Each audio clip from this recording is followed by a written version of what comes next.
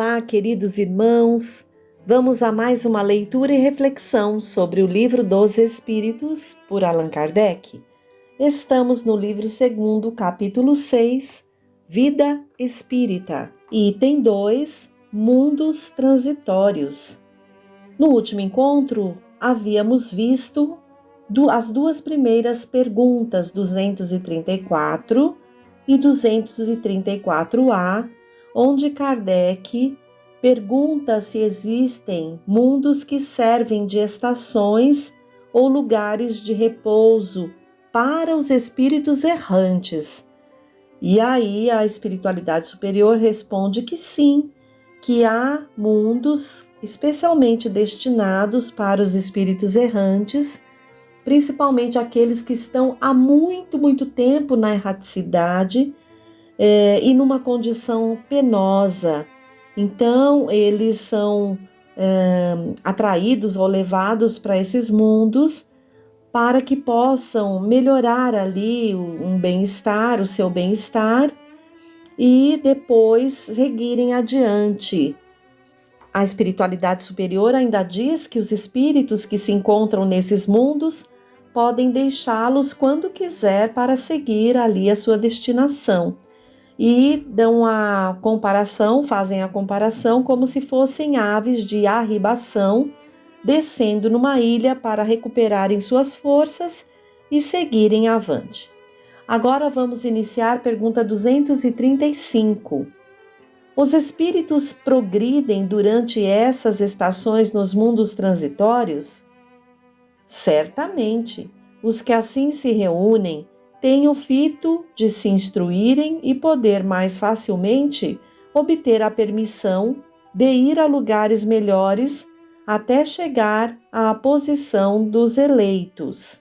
236. Kardec pergunta: os mundos transitórios são, por sua natureza especial, perpetuamente destinados aos espíritos errantes?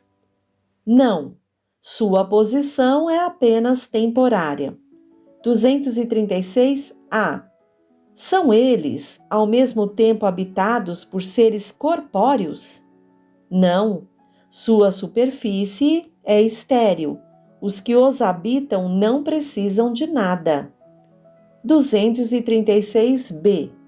Essa esterilidade é permanente e se liga à sua natureza especial? Não.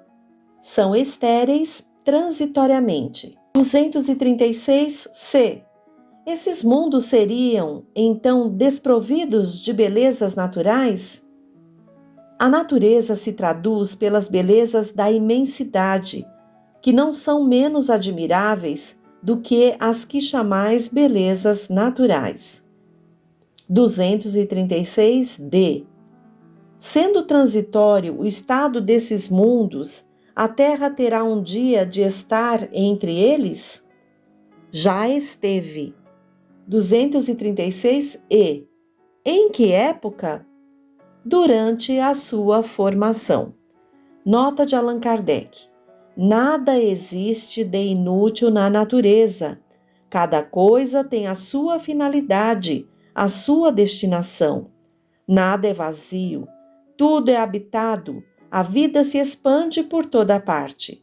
Assim, durante a longa série de séculos que se escoou antes da aparição do homem sobre a Terra, durante os lentos períodos de transição atestados pelas camadas geológicas, antes mesmo da formação dos primeiros seres orgânicos sobre essa massa informe, nesse árido caos em que os elementos se confundiam, não havia ausência de vida. Seres que não tinham as nossas necessidades nem as nossas sensações físicas, ali encontravam refúgio. Deus quis que, mesmo nesse estado imperfeito, ela servisse para alguma coisa. Quem, pois, ousaria dizer que, entre os bilhões de mundos que circulam na imensidade, apenas um, e um dos menores, perdido na multidão, teve o privilégio exclusivo de ser povoado? qual seria a utilidade dos outros? Deus só os teria feito para recrear os nossos olhos? Suposição absurda, incompatível com a sabedoria que brilha em todas as suas obras, inadmissíveis quando se pensa em todas as que não podemos perceber. Ninguém poderá negar que há, nesta ideia, dos mundos ainda impróprios para a vida material, e, entretanto, povoados de seres apropriados ao seu estado, alguma coisa de grande e sublime, onde talvez se encontre a solução de mais de um problema. Vejam, queridos companheiros, a nota de Allan Kardec sobre mundos transitórios. Então, há mundos criados por Deus que servem de estações, de lugares de repouso a espíritos errantes. Esses mundos estão nesse estado para receberem esses espíritos, mas esse estado é um estado transitório. E quando Kardec pergunta que, se sendo transitório, a Terra terá um dia de estar entre eles, e a espiritualidade responde, já esteve, né? E na época da sua formação, aí Kardec nos traz a beleza das suas palavras, no seu entendimento maior sobre essa situação de que nada existe inútil na natureza. E a Terra, antes mesmo dela ter condições de ter um ser que a habite, antes de todas as condições de se formar a massa, a matéria, né, da Terra, ela já era por Deus destinada a um objetivo. Então é muito bonito isso, nós não temos mesmo ideia alguma da criação de Deus e do que Ele faz com cada criação que sai das suas mãos. O que sabemos é que nada é inútil na sua criação. Por mais que não compreendamos, nada é inútil, isso nós já podemos compreender. Essa é a beleza da divindade, que tudo cria com uma destinação maior, superior. Bom, agora nós vamos ao item 3, percepções, sensações e sofrimentos dos espíritos. Pergunta 237. A alma, uma vez no mundo dos espíritos, tem ainda as percepções que tinha nesta vida? Sim, e outras que não possuía, porque o seu corpo era como um véu que a obscurecia. A inteligência é um atributo do espírito, mas se manifesta mais livremente quando não tem entraves. Vejam que maravilha, né? A alma, uma vez no mundo dos espíritos, então desvestida da matéria grosseira do corpo, de carne, tem a percepção ampliada, não está mais encarcerada num corpo para prova e expiação. Retorna à pátria espiritual e suas percepções então se expandem, se ampliam. Podemos imaginar que quando um espírito reencarna, ele entra como se num escafandro, né? Ali um corpo pesado para realizar ali o que ele precisa realizar, passar por provas e expiações, e depois, liberto, as percepções se ampliam. Olha só. 238. As percepções e os conhecimentos dos espíritos são ilimitados? Sabem eles todas as coisas? Quanto mais se aproximam da perfeição, mais sabem. Se são superiores, sabem muito. Os espíritos inferiores são mais ou menos ignorantes em todos os assuntos. Então, somos nós, ignorantes em todos os assuntos. Estamos buscando o aprimoramento. Então, bora lá buscar o conhecimento, buscar a prática desses ensinamentos que estão nos chegando, para que a gente entre em outra condição. Vamos lá, 239. Os espíritos conhecem o princípio das coisas? conforme a sua elevação e a sua pureza. Os espíritos inferiores não sabem mais do que os homens. 240. Os espíritos compreendem a duração como nós? Não, e isso faz que não nos compreendamos sempre quando se trata de fixar datas ou épocas. Notas de Allan Kardec. Os espíritos vivem fora do tempo, tal como o compreendemos. A duração para eles praticamente não existe, e os séculos, tão longos para nós, são aos seus olhos apenas instantes que desaparecem na eternidade, da mesma maneira que as desigualdades do solo se apagam e desaparecem para aquele que se eleva no espaço. Vejam, então, nós encarnados na Terra temos o tempo da Terra, o tempo cronológico, o tempo do sol nascer, do sol se pôr, para nós que estamos aqui do nosso ponto de vista terreno, num corpo de carne que, com o tempo, também traz as suas modificações. Já os espíritos, desprendidos do corpo de carne na erraticidade, vivem fora desse tempo, tal como o compreendemos, como diz Kardec aqui. Pergunta 241. Os espíritos fazem do presente uma ideia mais precisa e mais justa do que nós? Mais ou menos como aquele que vê claramente tem uma ideia mais justa das coisas do que o cego. Os espíritos veem o que não vedes e julgam diferente de vós, mas ainda uma vez, isso depende da sua elevação. Esta resposta da espiritualidade superior a Kardec é muito importante. Então, os espíritos, por terem uma condição de estarem libertos do corpo físico, ampliam a sua percepção no plano espiritual, na erraticidade. E, muitas vezes, enxergam o que não vemos. Julgam as coisas diferente de nós. Porém, isso depende da avaliação do espírito.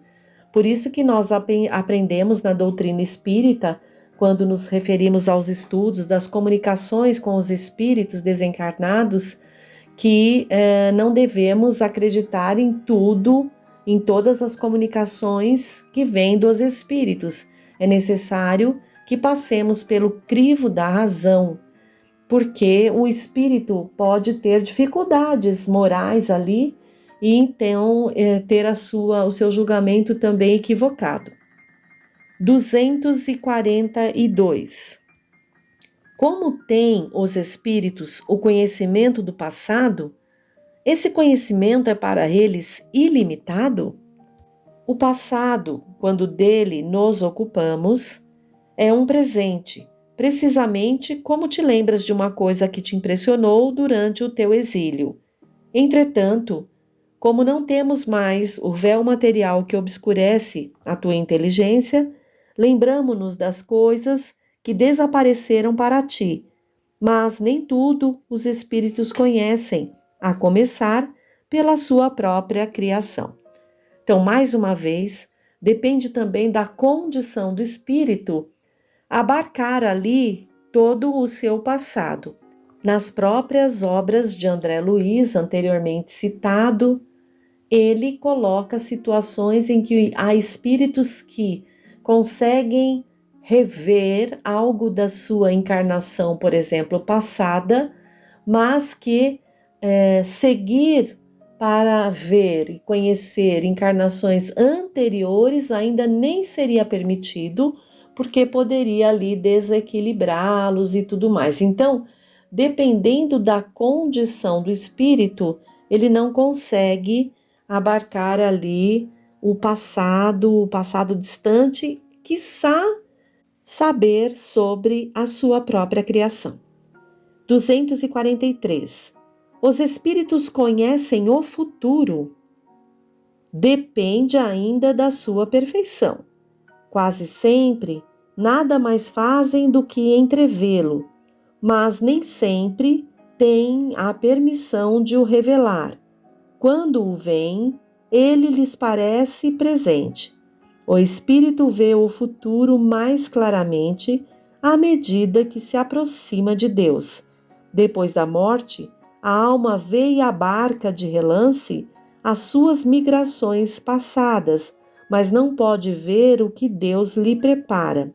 Para isso, é necessário que esteja integrada nele, depois de muitas existências. 243A. Os espíritos chegados à perfeição absoluta têm completo conhecimento do futuro? Completo não é o termo, porque Deus é o único e soberano Senhor, e ninguém o pode igualar. 244. Os espíritos veem a Deus? Somente os espíritos superiores o veem e compreendem.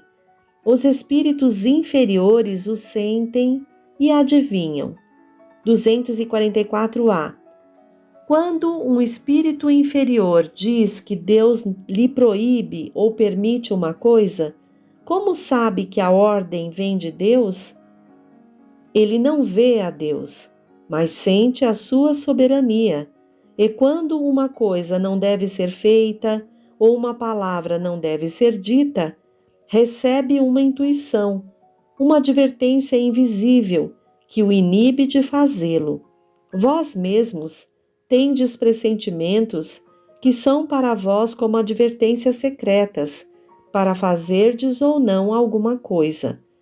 O mesmo acontece conosco, mas em grau superior, pois compreendes que, sendo mais sutil do que a vossa a essência dos espíritos, podemos receber mais facilmente as advertências divinas.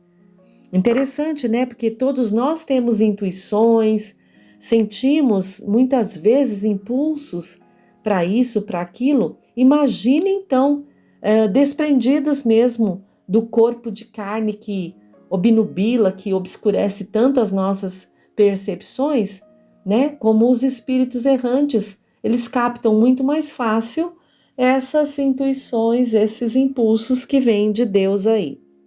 244b. A ordem é transmitida diretamente por Deus ou por intermédio de outros espíritos? Não vem diretamente de Deus, pois para comunicar-se com Ele é preciso merecê-lo. Deus transmite as suas ordens pelos espíritos que estão mais elevados em perfeição e instrução.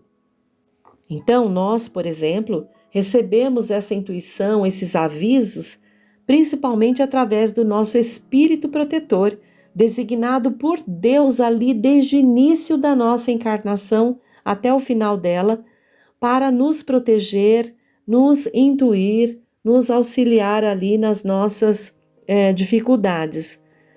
São os primeiros ali enviados por Deus para nos alcançar.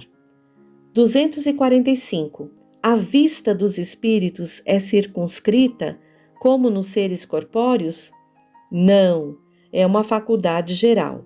Isso é bem interessante até para a gente compreender as questões da mediunidade.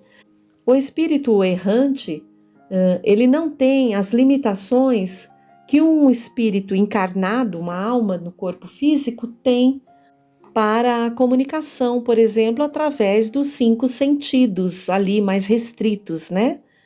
Mas, na ocasião em que há alguma questão mediúnica ocorrendo, algum fenômeno, sabemos que o perispírito, no caso de nós encarnados, se emancipa do corpo físico e capta o plano espiritual. Então, em vendo algo que ele tem, que remete medo, por exemplo, mesmo a pessoa, o médium, tapando os olhos, ele não vai deixar de perceber, porque enxerga pelo espírito, né? Não está ali circunscrito ou não está apenas limitado a ver com os olhos do corpo físico. Bem interessante essa questão. A vista dos espíritos, então, não é circunscrita. Bom, por hoje ficamos por aqui. Avançaremos um pouquinho mais sobre esse assunto no nosso próximo encontro. Que Jesus esteja sempre junto ao coração de cada um. Até mais!